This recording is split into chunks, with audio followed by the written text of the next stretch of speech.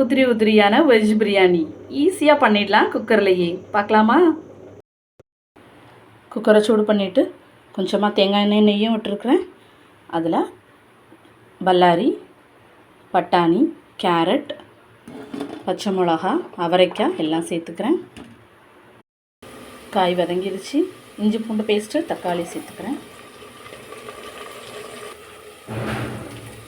மல்லிப்பொடி, வத்தப்பொடி, கரம் மசாலா பொடி, தயிர் சேர்த்துக்கலாம். உப்பு சேர்த்துக்கலாம். 1 டம்ளர் அரிசிக்கு 1.5 டம்ளர் தண்ணி வச்சுருக்கிறேன், அதையும் ஊற்றிடலாம். தண்ணி கொதி வர்ற வரைக்கும் வெயிட் பண்ணிவிட்டு உப்பு செக் பண்ணிக்கலாம். தண்ணி நல்லா கொதி வந்துருச்சு. இப்போ ரம்ப இலையும் மல்லி இலையும் சேர்த்துருக்குறேன். இப்போ அரிசி போட்டுடலாம்.